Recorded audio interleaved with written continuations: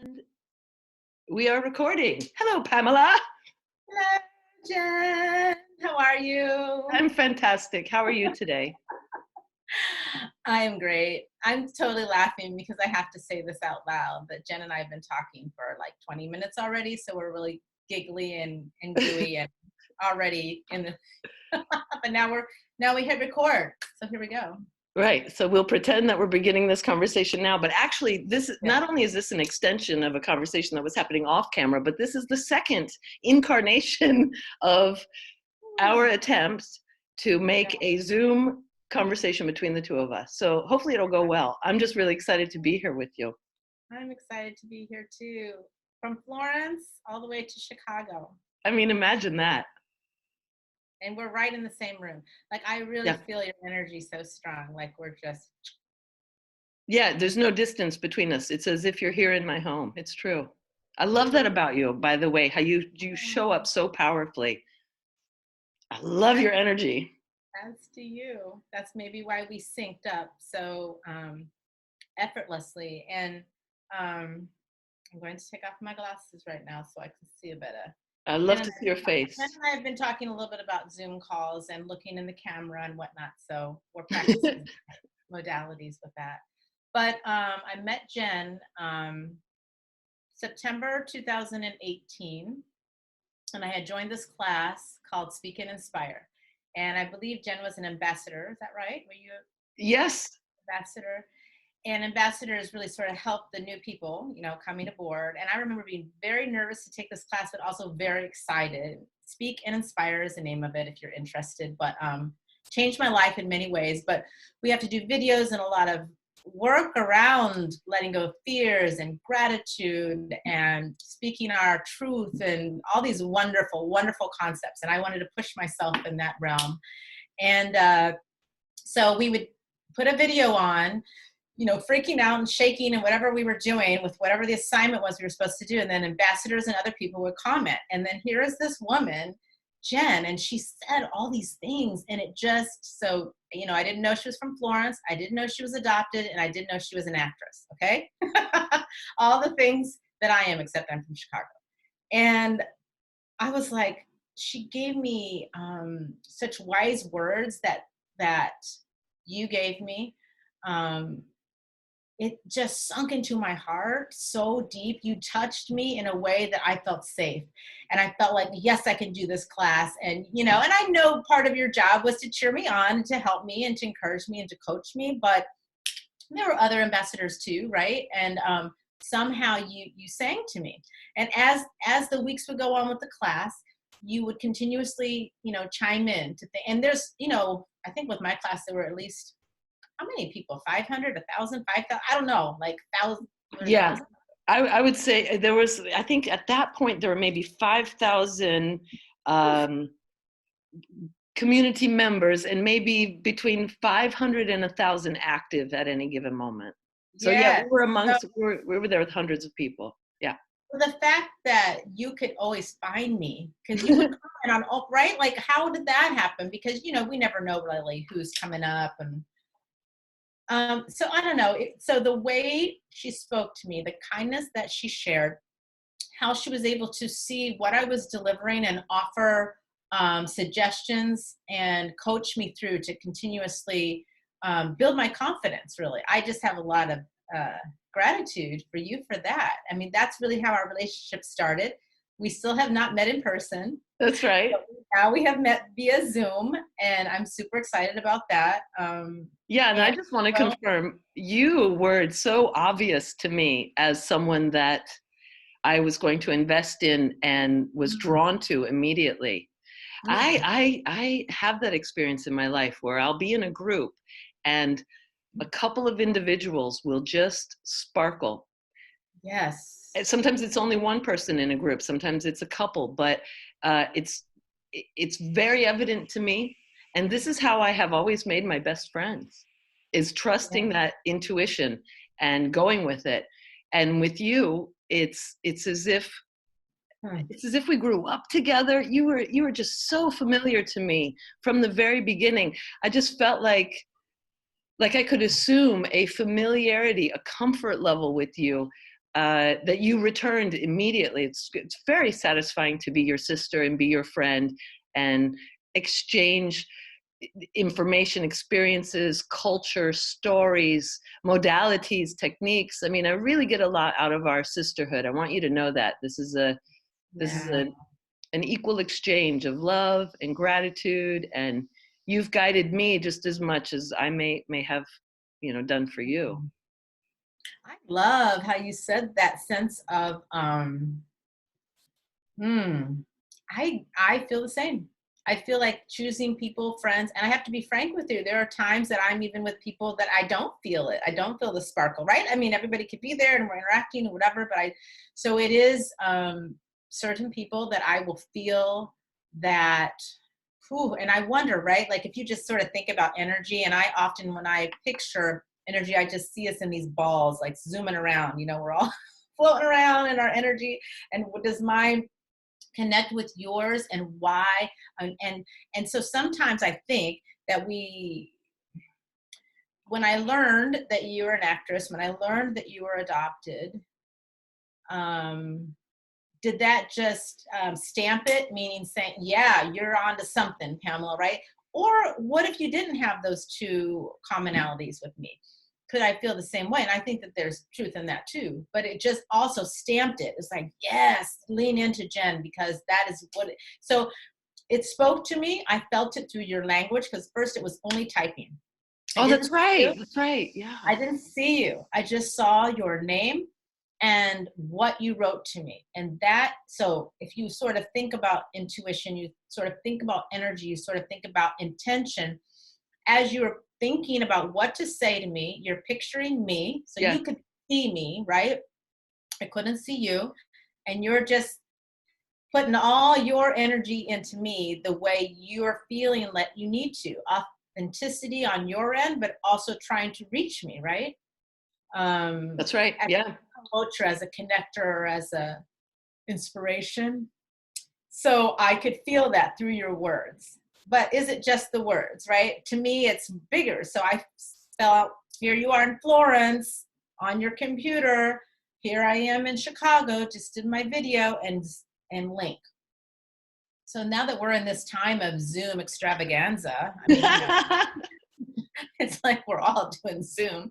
Um, I mean, it is weird, like looking in the camera and not seeing your eyes. I mean, it is a little weird, not physically, right, being with each other. I do, that is a preference of mine, because I am really into touch and eye contact and reading body language. On the other side, it's like if you just focus on the energy of the person, you're actually able to link without even seeing them. How crazy is that, right? That's right. That's And right. that's special. Yeah, yeah, yeah. In fact, we also experienced that the other day when our images were freezing. We were talking, and our voices would sometimes carry on, and our image Yeah, would freeze, yeah. or both would freeze, and we would still, when the other person's voice would return to being heard, Mhm. there wasn't any misunderstanding in what was said in the silence. I don't know if you were having that same experience as I was, but Yes. I had a little fear at times, like, oh my God, am I missing something very important that she's saying? But then it would come back in. And I have to say, I was doing my best to put energy out there that we would keep going, that somehow Zoom would do this dance with us, which I think it did. It just wasn't maybe so great for a video to share with others, because we were stuck. stop motion. It was a little, but we were able to still do it. And I looked at the time, I was like, oh my gosh, we went for an hour and 20 minutes with, like, it felt like 20 seconds, we just flowed. So how beautiful is that, that it started with writing, but let's back it up. It started with me online one day. Somehow Lisa Nichols popped her face up and she said whatever she said, that I get tons, as everybody, tons of ads of take this class and do this and that. But it was the right time. My energy was right there, ready. What she said, her visualization, whatever that was, linked to mine. And I said, I'm going to do it. And I'm going to do it this time. And this time I'm doing it. So happens that Jen is one of the coaches, one of the ambassadors, right? I could have done it before. I could have not taken it this time. Who knows? So I don't know. I just feel like the universe is always, as some people say, has our back, like gives us That's what we right. need. That's right. Um, Working in our favor for us. Yeah. yes, yeah. So that's a long way of saying this is what was supposed to happen. I agree. I agree wholeheartedly. And again, I think gratitude is an essential component to that belief system, that knowingness that the universe is for us, never against us. So Ooh, we get to look at when we invest in that, we sit with that truth and we see life through that, then of course everything is divinely appointed. Of course everything is mm, perfect. And that is really a comfort to me when life feels very uncomfortable, or again in a moment like now with so much unknown. yeah. To just lean back into that knowingness of, if I look in hindsight at my life, everything that has happened has been sheer poetry, has been so Mhm. perfectly designed, whether my ego liked it or not. Yeah, A yeah. larger me, a more truthful me, can look at my life and see it's divine perfection, as Mm. is true in our friendship, as is true in every conversation we have. And I love that about this level of awareness that we've unfolded in our lives. it, Ooh, it what feels a gift. beautiful. Yes, a dear friend of mine, he words it this way. He says, there's a gift all the time. Sometimes it's wrapped in strange wrapping paper. Yeah, so that's sort of that. Oh, I don't like this part of life. Why do I have to do this life? Oh, woe is me. Oh my God, this always happens to me. We're in that feeling. That's that strange wrapping paper. But by gosh, you open it up, you lean into it enough times and you say, wow, what a gift was underneath here. And sometimes we have to ride that wave of being uncomfortable, whatever it may be. Yeah. And to get to sort of that gorgeous gift. Oh my gosh, look what I got. Right. And so I think when you can lean in, but it's hard. Like, there's many times in my life where I'm like, I hate this wrapping paper. This isn't wrapping paper, this is shit. This is a bunch of shit. I hate it. Get off, ugh. But you got to lean into it, right? I mean, as people say and are saying, even in this situation, this too shall pass. And so it is. I mean, all of those phrases, what can I do now? How can I shift my mindset to embrace this strange wrapping paper? What gifts can I learn? What gratitude can I see? What You is know, trying to reveal itself through me? Yes, yes. What is trying to reveal itself through me? Mm, beautiful. Because the concept of what's happening to me, Too. Yeah, creates conflict. It implies that there's an other, yeah, which is who is what is doing something to us, and it keeps us in a victim mentality. It keeps us in a yes. place of blame, and something's happening to me. And I just love getting rid of the to me and making it Yeah. through me. What's happening through me? What Ooh, wants to express yes. itself through me? And that Ooh, gets me involved. It takes me out of a victim kind of mentality, and yeah, makes it mine instead of something on the outside coming at me. that's right. Yeah, I'm taking off the victim suit and I'm saying, okay, bring it on. Let's do it together. Come on. You know, That's right. I look at that concept also with fear. And I think I learned this concept through our class that we took together, but maybe I'm paraphrasing it. I'm again putting it through me, how it worked for me. But I think Lisa would say it this way, though, thinking of fear as a friend. And I never thought of it quite that way, right? Oftentimes with fear, we're just like, get away, you're scaring me. Oh my God, I don't like you, versus, okay, come on. And I don't know if this was her saying it or me, but I say, put it on like a backpack. Come on, we're going together. Come on, we're doing this together. And we're shaking together and my heart's beating really fast together, and we're going to climb this mountain together, right? And we're going to cry together because you're my friend and you're teaching me something through this example, through this experience. So fear as a friend. So sometimes that gift wrapped in strange wrapping paper is fear, right? The wrapping paper itself is the fear. And so if we can pull that off, but also just say, you're coming with me. We're going to do it together, because it's another emotion, right? It's another way of living and experiencing life. Um, and I think when we lean into the fear and let it just sort of trap us, um, it's not our friend anymore.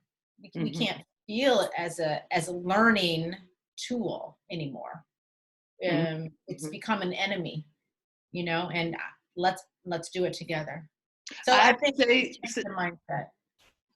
I think, sister, the backpack thing is all yours. Is it? Okay, Yep. thank you. Yep. And I want to say, just to kind of also share with our community, you are a very talented woman with many skills, some of which include an extensive coaching practice. You are a speaker, and you also have a lot of comfort with being on stage, singing, acting, performing. So you brought fear with you. You have faced fear as a performer. You faced fear as a speaker. You faced fear as a coach, as a mother, as a wife, as a friend. Um, can you reflect back to us a moment of singing, dancing, or acting where you realized, hang on a minute, this fear is present and I'm going to make it my friend. I'm going to put it in a backpack and I'm going to bring it with me on stage. It's funny. I was There was an experience that came to me this morning. I hadn't thought of it for a long time, and I have no idea why it came to me. Because I was thinking about our call, and I was thinking about gratitude and fear and all these concepts. And singing came to me. And I remember my freshman year, I went to school on a voice scholarship. And I'd been studying for a number of years in high school and even junior high. But I had this teacher who was a really tall, older, tall, meaning 6'5" maybe, or something like that, man. Mm-hmm. He was my teacher, and he was very well respected and whatnot. And I had a lot of fear coming from my little small town where I came from, and was I good enough, and so on and so forth. And I remember he would push me. My voice, I'm a little more pop singer, blues. Not Even though I studied classical for many years, the operatic sound, the falsetto was always a little bit harder for me to get to. It really wasn't my authentic, right? Like, I didn't feel as comfortable with that. I was rocking the pop tunes and whatnot. So anyway, I was in his class, and remember he's trying to get me, with my break, as you know, if you're a singer, where you move from chest voice to falsetto, and I would always be screeching there, and I could never just gracefully move up to that space. And I would beat myself up a lot. I remember that, and just feel, oh my God, why am I a voice major? This is, and I remember whenever I would get, we had to do recitals and whatnot. And I remember very well, there was this one song, and sometimes I could hit the note and sometimes I couldn't. And when I was on stage, I can still see it, me, the baby grand, the pianist, huge, beautiful stage. And the note was coming. So my subconscious was already it's really my conscious mind was already thinking about this note, and I was singing something else. Like, I was already, Right. Preparing you for what's the doom that is approaching. Yes. And it was like, you're not going to make it. You're not going to make it. You're going to screw this up. Like, that was the voice. And honestly, I remember I cracked. I remember I just felt like, it was horrible. And, it was one of those moments where fear just decided, I got you. And I let fear completely take over. So much so that I decided, I don't even know if I want to be a voice major anymore. And that's actually when I went into theater. So when you think about letting fear, what has fear cost you? I often will ask that question to clients. What does it cost you? And they're like, dang, that's heavy, Pamela. Right. Right. What a loaded question. Yeah. A good question, though. An excellent question. But for many years, I sort of didn't sing. I went out of my major. I would still sing at weddings and funerals and, places sort of that I felt safe and whatnot. But then wasn't until my 30s. And I had this voice inside of me constantly. So this is that voice of truth, authenticity, right? Constantly, why aren't you singing anymore, Pamela? What's going on with your voice? Da, da, da, da, da, all these things. So many years. And in my 30s, I remember this concept for me, which was I never want to, move on to the next plane, die and not have tried or accomplished or done something, right? Just that fear of, if I don't ever do this, right? Should I, could I, would I have, da da da, all that. So in my late 30s, I did perform again. And then eventually I started a band and, but I remember getting back up on stage and I was shaking and I was like, and listen, I have been singing since I was, born practically. So it's really a natural thing for me. When I found, for example, my birth mother, my birth father, both of them singing people, my whole birth father's family, 12 brothers and sisters, had a huge group of singing Callaways, they would go around and perform and made albums or whatnot. It's totally in my, not only DNA, but just in me fully. Wow. In your ancestry. Wow. Wow. Yes. So I always knew that to be true. So that's the voice of truth, right? And it Yes. just wouldn't leave me. And then I finally got back and I was able, and then I sang what I felt comfortable singing in the keys that I felt comfortable singing them in. So I got into my authentic voice, not the teacher who says you have to sing it this way and do it this way, and this is the only way singing is appreciated, and whatever nonsense that he was sharing with me at the time that I didn't buy into. But it also just made me, fear became that enemy and said, no more, you're not going to even, we'll move on to something else. But that was one of my gifts. And so, yeah, my gift was sort of wrapped in this bizarre wrapping paper for a minute because I allowed someone else to wrap it up in something else. But I knew what was right for me. So when I got back to it, I started doing music in keys that I felt more comfortable in. I did music that I appreciated and loved. And actually, that's also how I met my husband now, so I'm kind of putting a bunch of things together. My Yeah, we love second husband. Raul. We love your husband. Yeah, Yes. Raul. So, I think it all sort of had to go into that space for a minute for me to be ready for all of what was happening next in my life, if that makes sense. Absolutely. So there was some yuckiness, some years of sort of retreating, fear, didn't like it, but then there was sort of this awakening. Beautiful. So then fear became my friend. And not to say that I would never have fear performing again, because I'll still get nerves and whatever, but it's different. It's different. I'm owning it at this point. It's like, yeah, I'm supposed to be saying something right now. Speak through me. Speak through the notes. Speak through my voice. Speak through what I'm supposed to say to my client. What do they need to hear right now? Mm-hmm, mm-hmm. With Jen and I at this moment, what is it that our audience needs to hear right now? Who needs to hear this? I think they need to hear, I'm feeling right now that fear doesn't necessarily dissipate. It just becomes something that is an integral part of us stepping into our greatness. Yes, that's right. And it can be exciting too. I mean, I don't know. For me, the energy of fear can be also placed into a place in your mindset that if you change it sort of like, I'm excited for this experience, even though I am shaking, I can be excited and shake, or I can Right. be terrified and go into a hole, like I can feel it in a different way. So I think it's important to listen to what are our gifts, who am I authentically, and Right. be okay with that. And to think about who in our life has told us we're not okay, who in our life has said, don't do. So did we choose to listen to that? And how do they know who we are? We know who we are. We come Right. in alone, and you and I as adoptees, we know that maybe is, well, we know that's strong, right? We came in alone and we will leave alone, right? Or we evolve into something else, or whatever your belief system is. Yeah, so we know it. We know our authenticity. And I think sometimes we just have to sit with ourselves and figure it out. What do we love to do? What is our purpose? Why am I even on this earth at this time? What am I supposed to say?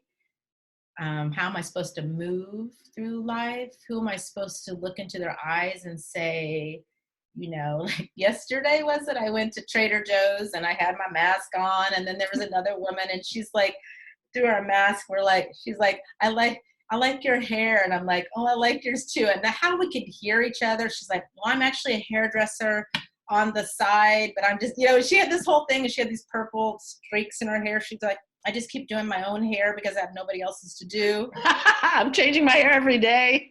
Yeah. But before we got to that, what I felt is I looked in her eyes and I said, how are you doing? And she said, thank you for asking. Right. Ooh, and I could just cry with that, right? Because I know the workers are working so hard for all of us to move through this, right? That's very emotional for me, very beautiful. Like I have so much compassion, empathy for what they're doing, putting themselves in circumstances that they might get sick, right?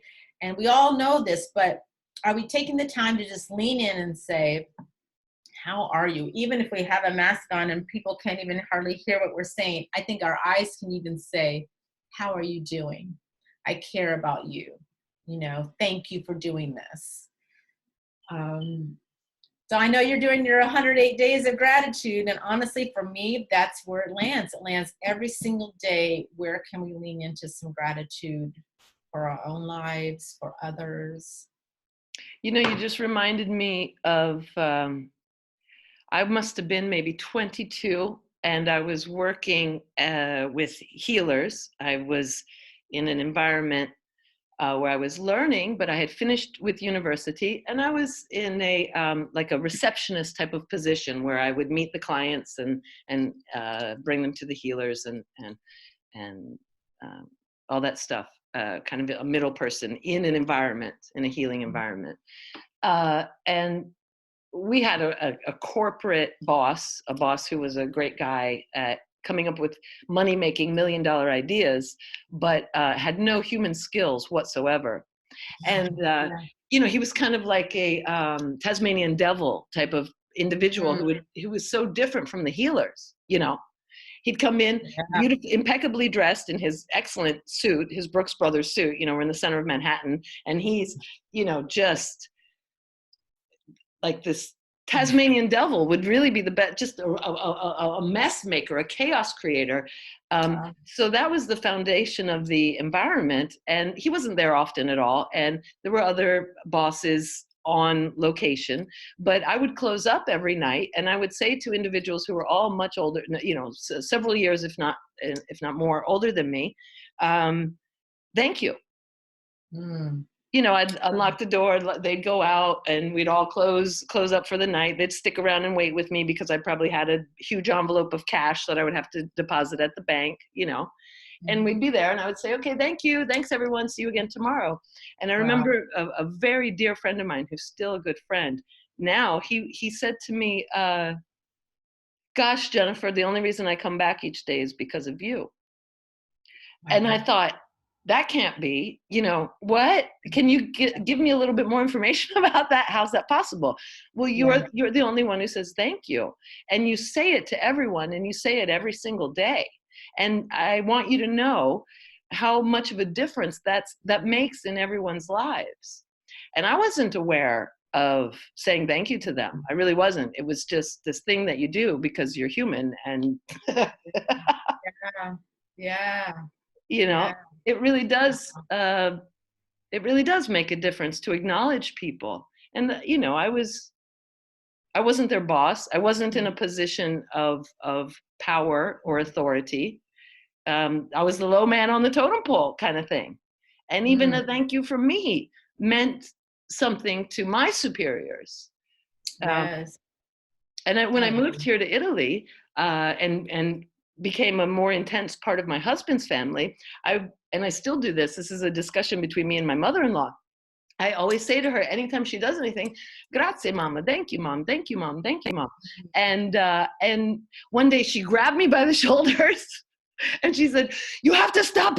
You have to stop saying thank you to me. I'm your mother. I'm a mother, okay? I would do these things. This is what mothers do. I just do these things. Stop thanking me. And I grabbed her I grabbed her back and I said, Mama, I have a mother also who raised me properly. And in my culture, that's what you do. You say thank you. Yes. Wow. Wow. We've kind of, agreed to have that be a thing between us, of I'm not Wow. going to stop expressing my gratitude. No matter, I don't care that I've known you for decades. I don't care that this is the millionth time, you've done something kind for me. The So day beautiful. that I stop recognizing, I won't be true to myself. Yes. Why do you think, and I'm just sort of thinking a little bit of both of our backgrounds, so I don't know, maybe I'm off here, but do you think adoption has anything to do with that? Do you think you being adopted, do you think it's the family you were adopted into? Do you think it's just you, Jen, who you are naturally? Like, why do you think saying thank you is so important to you? It's And up why there do you with say it? saying I love you. It's one of those things that I don't know what came first, the chicken or the egg, but I was definitely an appreciative child and also a very loving child. Yeah. And every time, even if I would, you know, I'll give you an example, just inventing one. Even if I would separate and come in contact with my mom several times within one day, every single time that I would separate from her, I would tell her, I love you. And I would drive it home to her because there was this little idea in my mind that maybe I wouldn't ever see her again. And it was very important to me that she know that she's loved by me. Mm. But I don't know what came first because I have to say this same mother that I'm describing was a real stickler for well-behaved children. Yeah. And we were the kids in the neighborhood who got all the compliments from the mothers who would say, God, your children, the Norton children are so polite. They're so kind. They were, I wish my Yeah. kids would say thank you. Uh, Yeah. Yeah.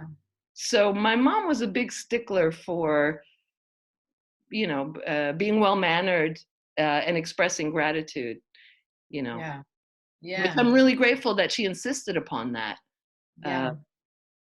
but Yeah. it's a valid question, Pamela, because there Yeah. is an added, I can't speak for all of adopted children, but you and I have discussed this slightly for about 2 seconds.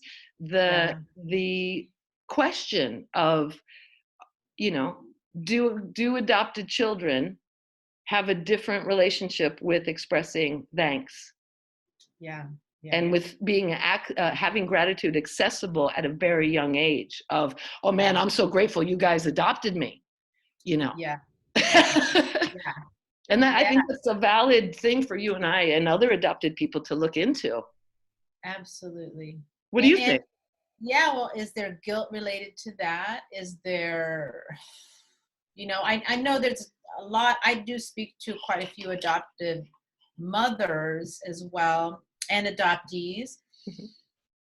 in my work. And just, I should say, because I'm interested, because it's been my life story too. And so I hear it from different places, right? I hear some adoptees who are angry, right? Who feel like, well, you're telling me I'm lucky, but you're lucky to have a child. There's all these different ways of sort of looking at it. I can hear some people who are angry and frustrated. I also can hear the voice of, I'm so grateful that I have a home and that you raised me and nourished me and did all these wonderful things for me. So I kind of have heard different voices in different ways. I have also felt very grateful and thankful. And it's interesting how you said that I'm going to say I love you because I don't know if that's the last time I'll see you now. And is that an exclamation point for us adoptees because we were rejected, if you will, abandoned, if you will, whatever language you use,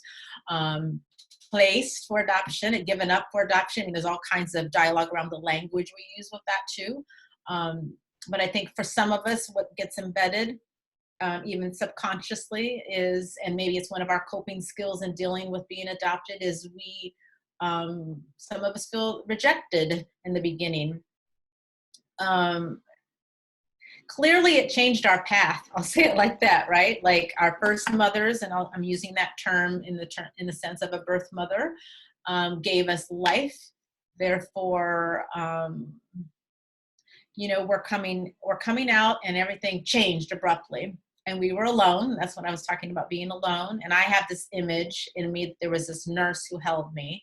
I was in the hospital for 5 days before I was adopted by my adoptive parents. And then they came with a lot of love and a lot of um, just happiness, really. I mean, I can only imagine it, right? And I was there, but I don't really remember it. But I know they were excited. My sister, talk about manifesting and wanting something and putting energy out there. She wanted a sister. She wanted a little sister. And then I came. Yeah. So, all of those things combined with also the rejection that we experienced very early in, but then someone came and gave us a home. So I do think for me, authentically, I am grateful, and that brings up a lot of emotion for me. So I'm grateful. I also know that I'm super grateful for my birth mother also, because if she didn't choose life, I wouldn't even be here for somebody else to adopt me, right? So I have a lot of gratitude in general. Does that stem from adoption? Maybe. Do I express it? Now I am an expressive person. Did I learn that, as I'm growing up, and is that just authentic to me and my nature? Maybe. Is that also? Oh, here Dante. He's Dante. saying yes. Dante's saying yes, Pamela. Oh, Yes. Dante. Amore. Amore. He was napping. The neighbor slammed the car door and it frightened him into a barking fit. Bye bye. Bye, amore. Grazie. He is just having a good time talking. Sorry for that interruption. No, it's all good. So, so I don't know the answers to all that, but I do know that I feel a lot of gratitude in general. And I work a lot in my work too. I work with extroverts, introverts, and there's another term, ambivert, right? Where I'm a little bit of both. Some people feel comfortable in public expressing things, and some people don't, just naturally. Some people live in their own heads a lot. They're processing in their heads. My husband is more of an introvert, although he's in a how do you call it? Most people think he's an extrovert. You might think that about him, but really he's more of an introvert. Extroverted introvert. I think that's what he is. So when he's on and he has to, he does it, right? So I'm saying all this to say, maybe if I was an introvert inside a grocery store and I'm just sort of thinking about the things, I wouldn't even think to look in this woman's eyes and say thank you for checking out my groceries for me today. You know what I mean? So I think our personalities play into it a lot as well. Were those some of the things that we learned? Are we more extroverts? Are we actors because of being adoptees? Does that play into it? Maybe. Is every adoptee an actor? No. So you know what I mean? So who knows? Chicken or egg? I'm not sure. I do know I feel it. I do know that it makes me feel good when someone says thank you to me. Like that day that gentleman, you were 22 and that gentleman said thank you to you and you were like, well, what for?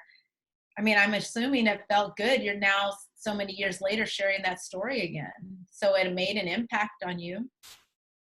I think for me, gratitude feels good to receive it and to give it, however it came to me. Adoption, not adoption, I have it. I can say that I have it. And I think when we have it, it just makes life feel so much better. This is a ritual that I do in the mornings. And many of us have this, right? Especially with electronics. We wake up and we think, oh my gosh, check my phone. How many emails came last night? Or, what's going on social media or whatever many of us do. Wake up. And a few years ago, I caught myself doing that I would just wake up. That's the first thing. And so I taught myself, stop. And I have to literally say, stop, Pamela. Like, so the brain, stop. What are you grateful for? And I just sit in bed and I keep my eyes closed and I just think about all the things that I'm grateful for. Just listing them. There's no rhyme or reason. And then I can feel it. And then after that, I can get up and start my day. But I think we get in high anxiety mode when we're fearful what's going to happen or what's going on right now. How many more people died last night? what did the last few hours look like? What is the news saying now? I think when we go to that right away, we are just frantic internally. We're shaking, we have anxiety, we go to depression, we can go into all kinds of places. And I say to shut that off because because it's our mindset. We can choose what we want to think, right? Shut that off and say, what am I grateful for? Who am I grateful for? Mm-hmm. And honestly, whatever our condition, wherever we are, we can be grateful for something. I truly believe that. I believe that as well. I absolutely believe that. Yeah. I've experienced it. I've been in moments of trauma, pain, fear. Mm-hmm. Something is happening to someone I love, and Yeah. or to something is going on that is part of the human experience, which is Yeah. traumatic or painful or whatever, and just being able to access that connectedness to source, that knowingness of oneness with all of life. I just can't imagine any excuse that would prevent gratitude from flowing. And I'm not saying that as a judgment, I'm saying that as a first person experience. Yeah. uh Mm. and Yeah. this word comes up a lot in our communities, the word gratitude, Mm-hmm. and the resistance towards it. You touched on that just quickly because of your coaching experiences. There is a part of the species that really resents the concept of gratitude because they were told to be grateful in a moment when they did not feel full of Yeah. greatness, filled, fulfilled.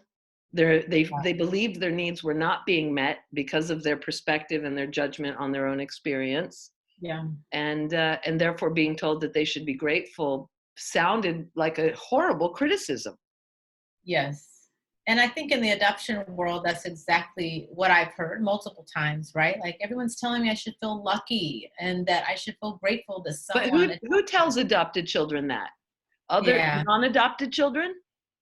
I mean, who tells your clients that? Who says that to them? Their family? I, like communities, Mhm. because I think it is a celebrated thing too, right? Oh my God, you're going to have a baby now. And that is an amazing thing, right? And I think sometimes as an adoptee, let's say you have some experiences that weren't so great. And I'm not necessarily even talking about, extreme abuse or whatnot, just feeling like you don't fit in or feeling like, you're not heard or seen or what have you. Mhm, mhm, mhm. And so therefore you're thinking, I don't feel so lucky. Or why do you keep telling me I should have this gratitude? Because I don't feel those things.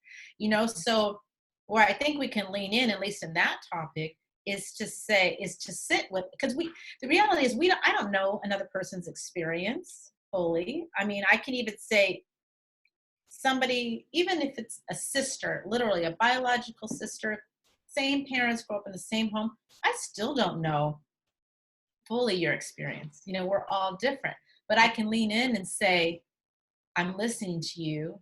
I'm sitting with you as you're going through whatever you're going through. Mhm. I hear you. Um, I'm going to hug you because I love you versus telling you you should be grateful for your situation. Mhm. I think there's a difference there.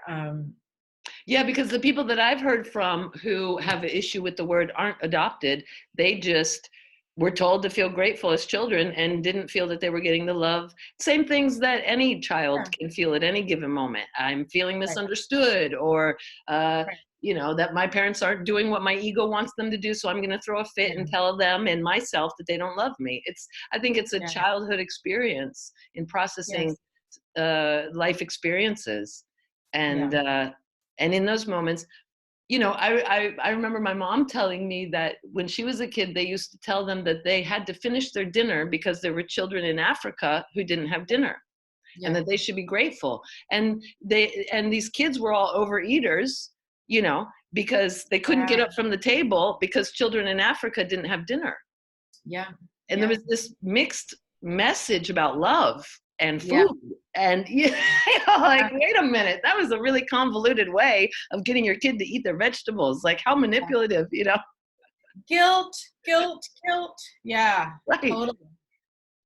And then I think, so I do believe we all, and I know I've had them and have them, these feelings of what someone else has tried to put on us based on what their experiences are and Mhm, their mhm. tools that they have, right? I mean, our parents were sort of, sit and eat everything until you leave the table, right?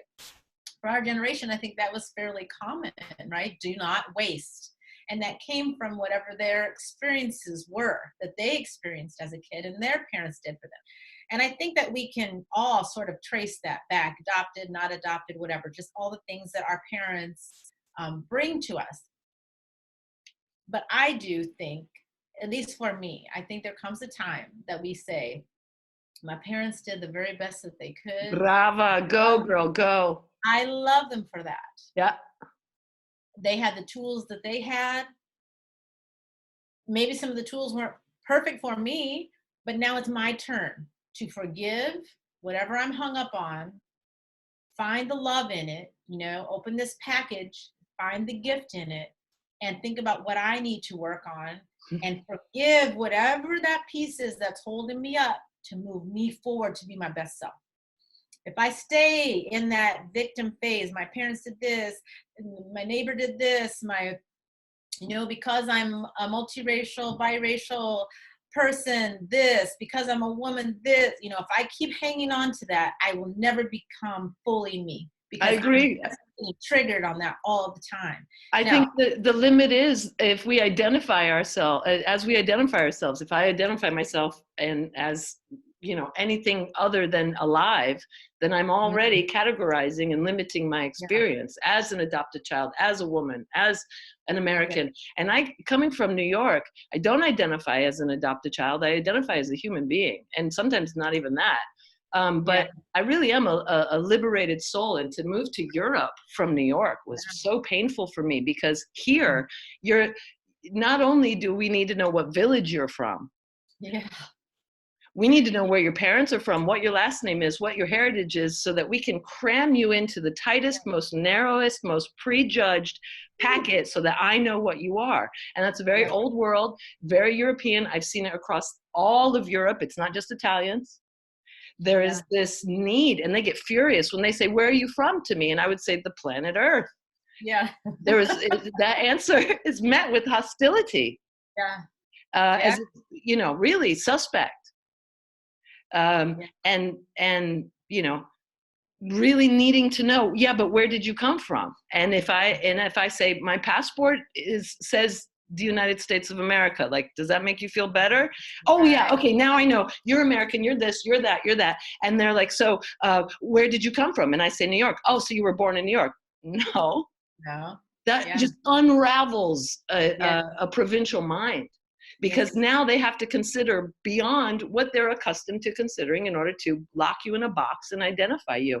It that's right, has been a very painful process for me to explain to any new people that I meet here in Italy, but it's all over Europe, of just saying, look, I know you need to identify me as American.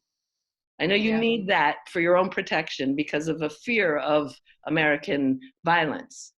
mm, But I'm mm, not comfortable with being yeah, associated with that at all, just because I happen to have this accent or that passport. I mean, you know, yeah. That um, is totally my life as an yeah. as a biracial woman, right?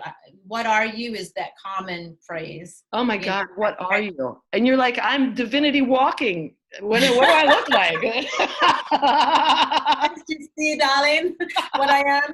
Yeah, exactly, exactly. But really, in terms of cultural competency and within that piece of it, I would say too, for me, which was what are you? And I always knew what that meant. In my situation, it meant what race are you? And honestly, in my story, I didn't know what race I was until I was 21, until I found my birth mother. So it was a very, very confusing time. That's a whole nother Zoom call, or my trip to Florence and the shot of tequila. Right. But that's a whole nother kit and caboodle. But I say this to say, many biracial people, right? The mixture, and people cannot figure it out. Hmm. But what I've come to is more, the person asking it is, there could be a couple reasons. One could be, I'm curious, because I also have a biracial sister. I also have my brother was transracially adopted or whatever the story may be.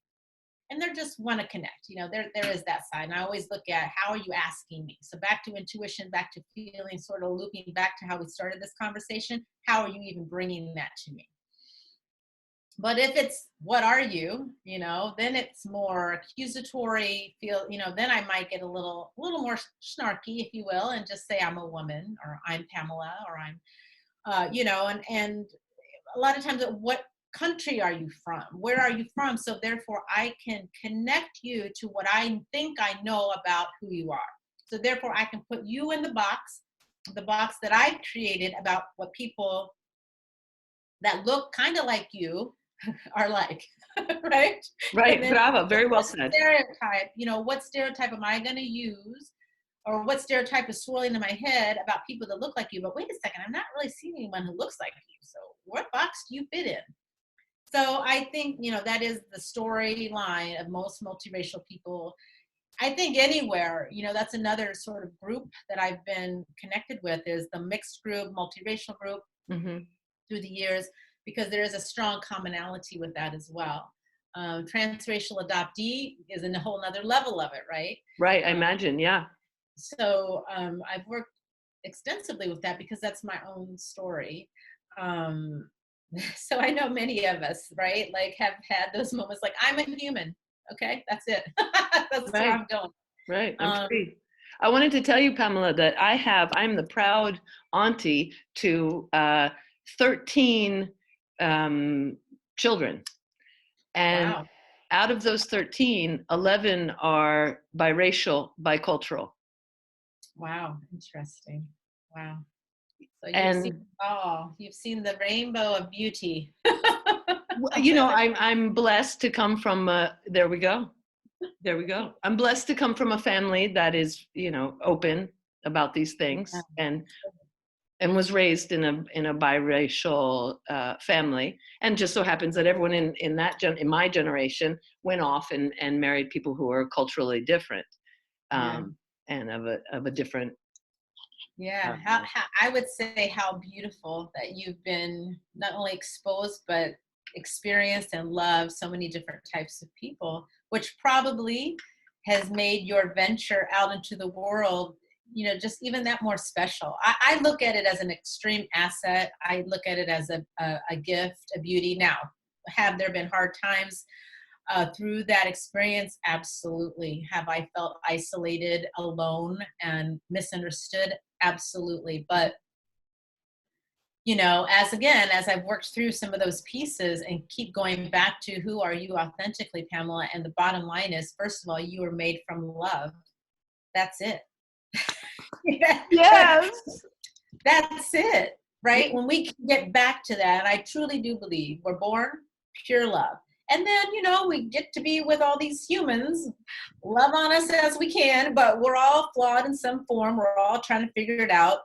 People say things and do things that are not kind at times, and we kind of drink that in, and we decide that that's who we are at times, and we keep building. I call it the layers of the onion.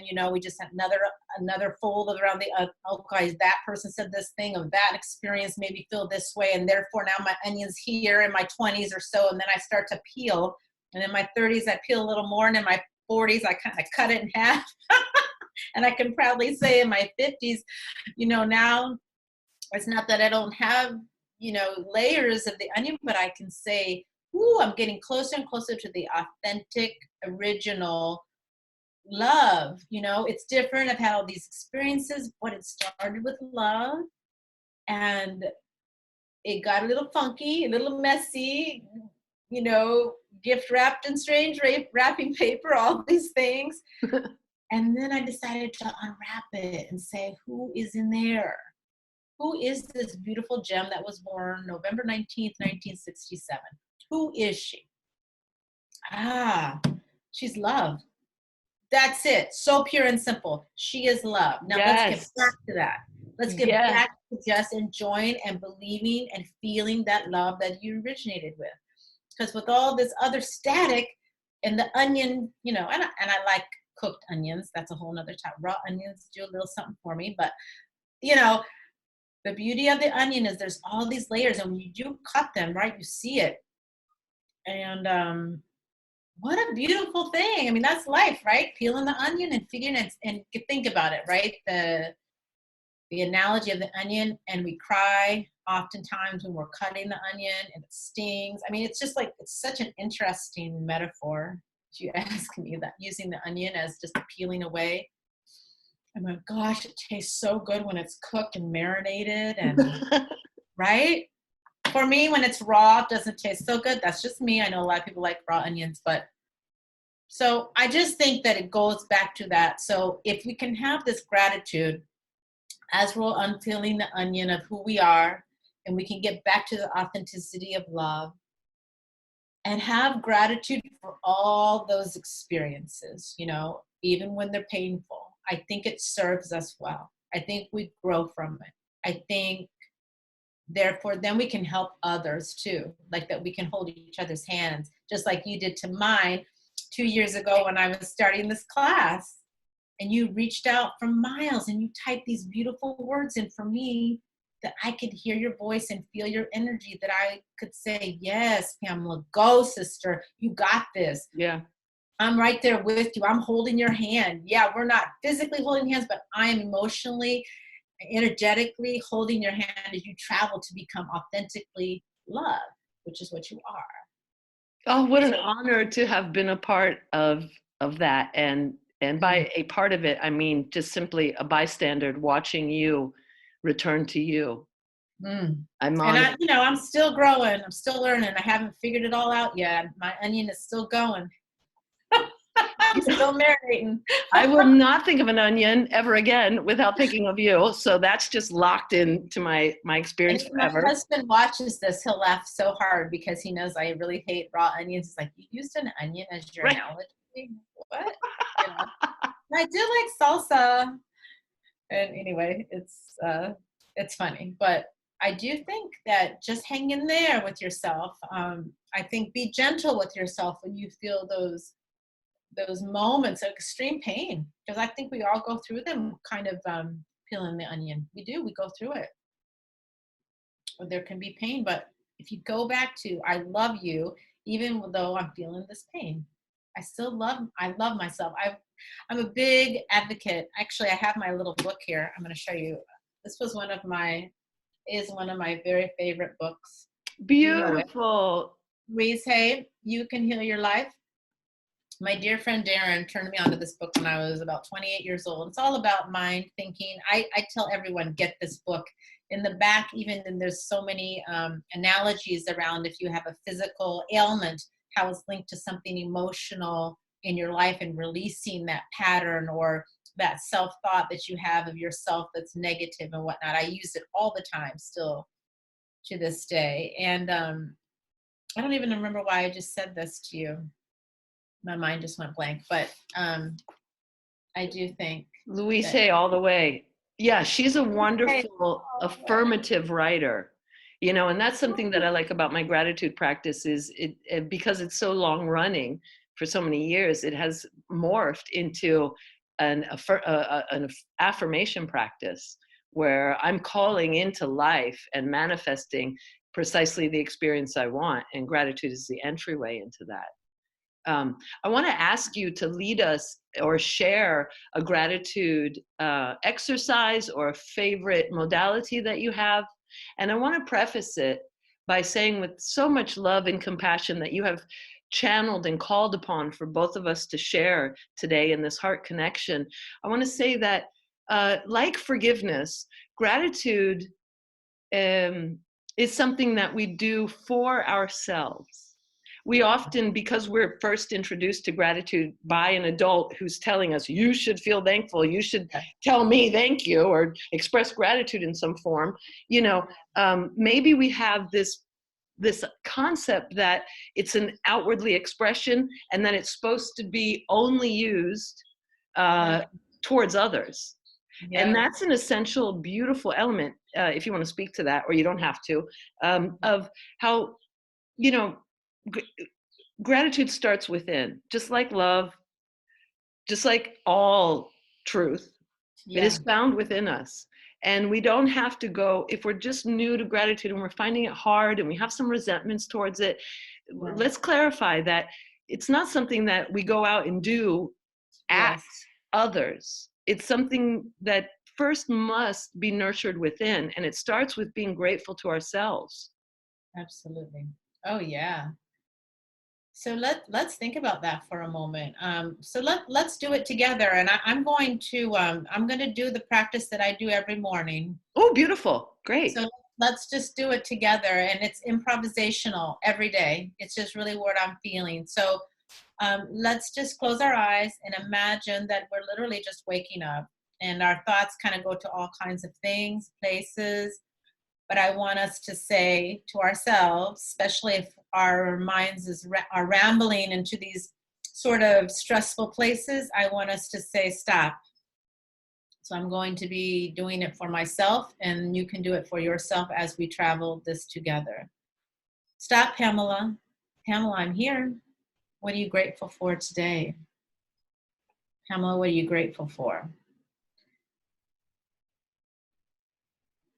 So for me, I'm grateful for this time with Jen. I'm grateful I have another breath. I'm grateful for my mind. I'm grateful for my body. I'm grateful for the snow that when I opened my eyes this morning, I see all this white. First of all, I said, what? And then I said, wow, how beautiful. I'm grateful for my glasses that I can see Jen. Mhm.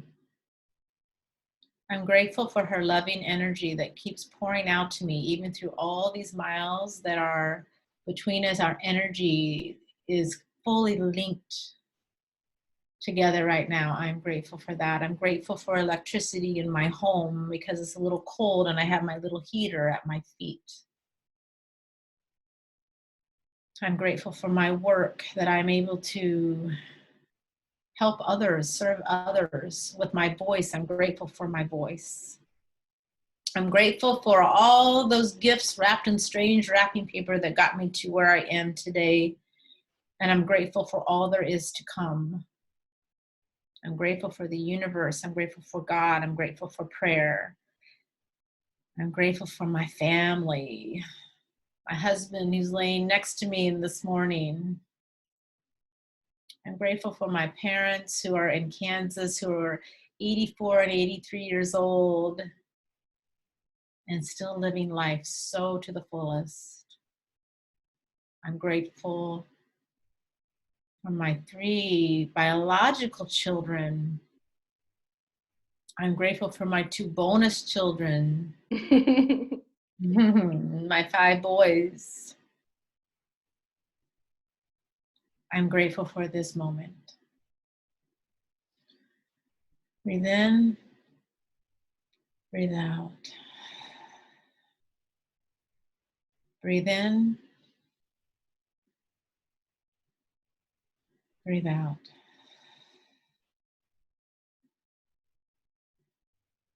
Breathe in, breathe out.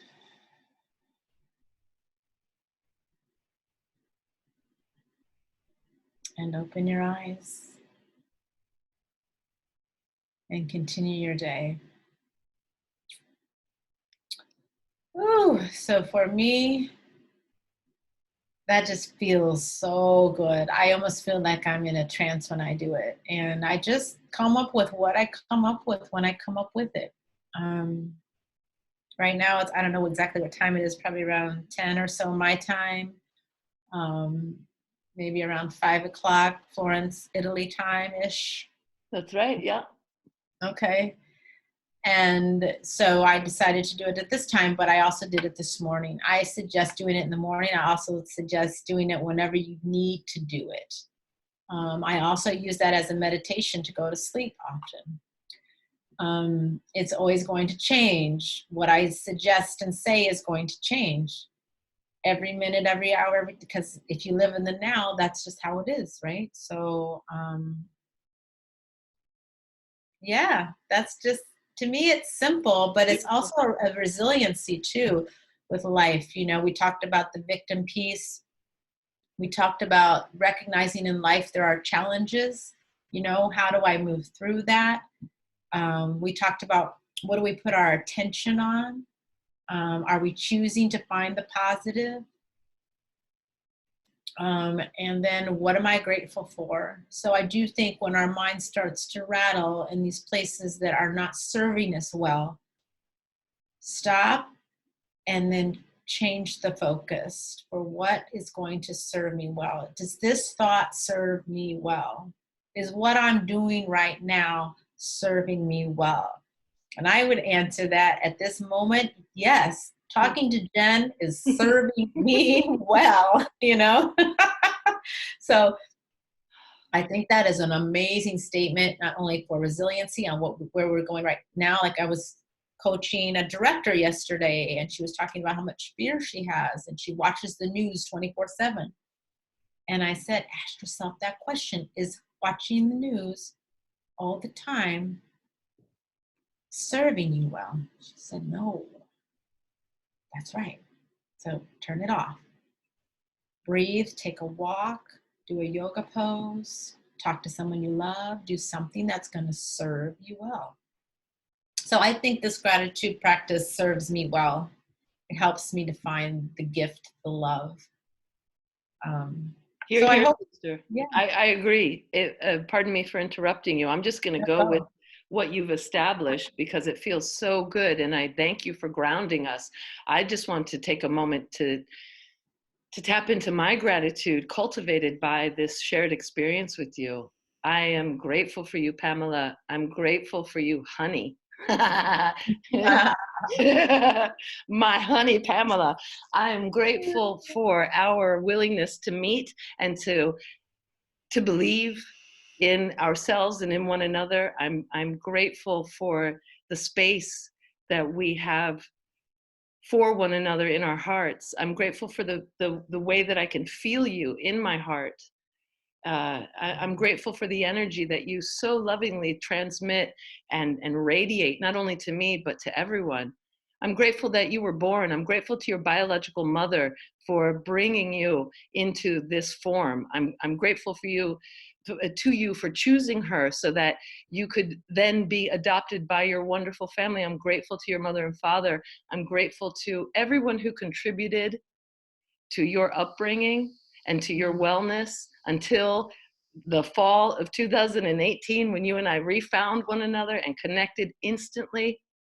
I'm grateful for the heart connectedness that it takes for two individuals to recognize their at one-ment instantly and give themselves over to it with no judgment or fear or criticism. We both said yes. We felt it immediately, and we had the heart to just deliver and to show up for that.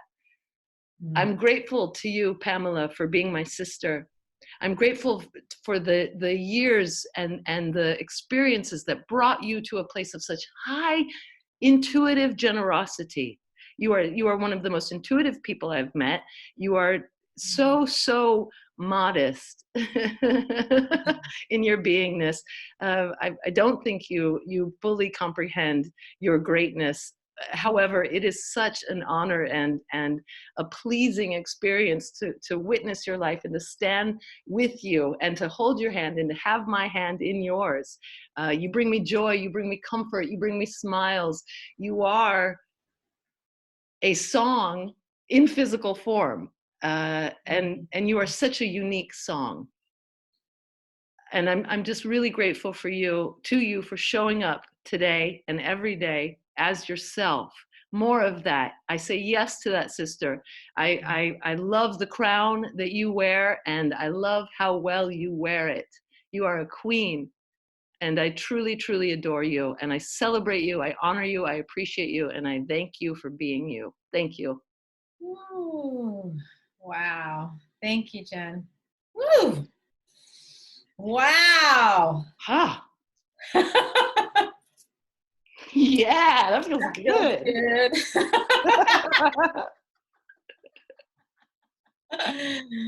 Listen, if you're listening into us and you're saying, I want some of that, just put your name in there. Say, my name is Honey today. My name is Pamela today. And take all that juice that Jen just threw out there and drink it up. That's the reason we do this, really, is it's for ourselves too. I won't say it's not. I love it. But it's also for the world, for everybody. So drink these affirmations, drink this love, drink this gratitude up. That's right. It's We are all of one. us. That's We are right. That's brava, sister. Very well put. I feel at one with you, and I feel that we are one with this entire beautiful planet, our whole species, and this universe. What is mine is yours. What is yours is mine. What is of the Father is ours as well. What is of the universe is ours as well. And so this love that we exchange is everyone's love. Hear, yeah. hear, amen. Let it be so, and so it is. So it Hallelujah. is. Hallelujah. Thank you. Woohoo. Yeah. I don't know about you, but I'm feeling all like sparkly inside. Like now I know it's just not the caffeine. Okay. But it's so beautiful. So I'm sparkling. We're sparkling everybody. Everybody sparkle together. Yeah, sending love around the globe. Around Woohoo. the world. Thank you, Jennifer, for having this platform, for just saying I will and jumping in. I will, I can, I must. And you just said, I'm doing this. And I love it. Thank you. It's my pleasure. It's my pleasure. So, to our beloved communities, we appreciate you spending this time with us. We hope you Yeah, got something out of it. We did. So, we did. That's all that matters. Just kidding. oh, No, sparkles for all. yeah, love to everybody, and thank you for spending this time with us. And I'm going to link up Pamela's links. Can I like include Yeah, your page, your YouTube channel, Mosaic? Like, can I do that on this video? link it all up. Yeah, Right on. All right. Instagram, whatever. All right, I will. I will. So you guys who are listening, you know how to find Pamela. If you need her services, Yes. don't hesitate. That's right. Thank you, Jen. Appreciate you. It's my Love you. pleasure. I love you.